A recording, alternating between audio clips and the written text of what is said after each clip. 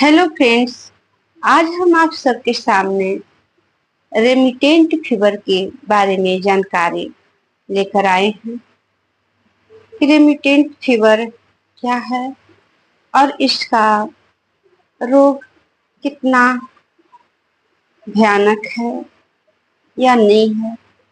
ये सब आप सबको जानकारी देने के लिए हम आज आप सबके सामने उपस्थित हुए हैं। तो चलते हैं आगे। रेमिटेंट या शवीराम fever. Remittent fever continue fever के सदृश ही समान ही होता है और कभी कभी दूसरे दूसरे लक्षणों के साथ भी प्रकट होता है। इसे पैथिक, बिलियस या कंटिन्यू फीवर या मलेरियल फीवर भी आदि नामों से जानते हैं। यह फीवर आरोग्य होने के समय कभी कभी इंटरमिटेंट फीवर का भी रूप धारण कर लेती है। अब हम रेमिटेंट फीवर के लक्षणों के बारे में जानते हैं। इनके कौन कौन से लक्षण। रेमिटेंट फीवर में वोमिटिंग,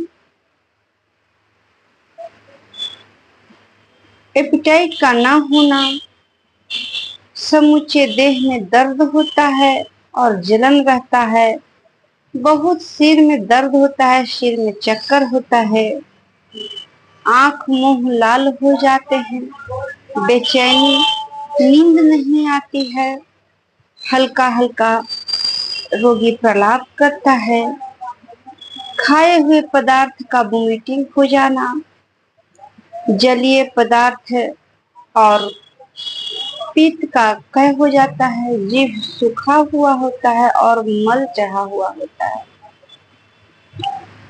ओठ फटे हुए होते हैं, तेज प्यास आदि बहुत सारे लक्षण। इंटरमिटेंट फीवर की तरह ही एकदम से नहीं उतर जाता और उस तरह से नहीं उतरता है। सवेरे 2-1 डिग्री बढ़ जाता है, उसके बाद 1 ही 2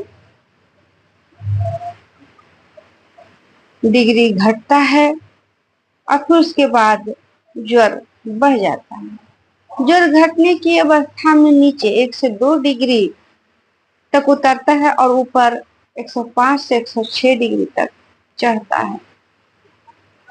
अधिकांश स्थानों में सवेरे ज्वर घटता है और दोपहर में इसका बढ़ता है। आधी रात के बाद क्रमशः घटना प्रारंभ होता है। रेमिटेंट फीवर का भोग काल 14 से 15 दिन तक का होता है।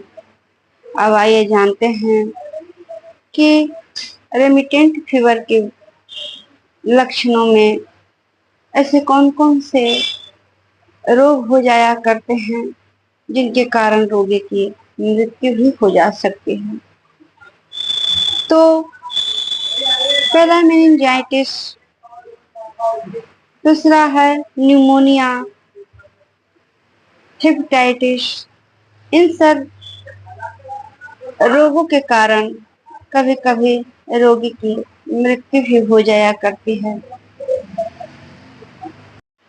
कंटिन्यूड फीवर के अनुसार ही रेमिटेंट फीवर के रोगी का भी वही पथ्य होना चाहिए और उनके औषध यदि कंटिन्यूड फीवर की तरह है तो एकोनाइट, ब्रायोनिया वगैरह दे सकते हैं। और यदि इनका इंटरमिटेंट फीवर की तरह रूप धारण करते हैं तो उनके लक्षणों के आधार पे उनका मेडिसिन उन्हें सेवन कराया जाना चाहिए। होम्योपैथी में रोग के नामों के अनुसार दवा या चिकित्सा नहीं की जाती। इसमें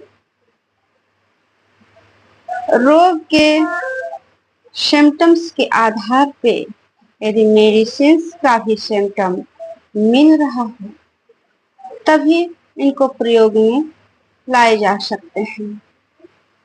अब कुछ होम्योपैथ मेडिसिन के बारे में कहते हैं जो रेमिटेंट फीवर में कारगर हैं।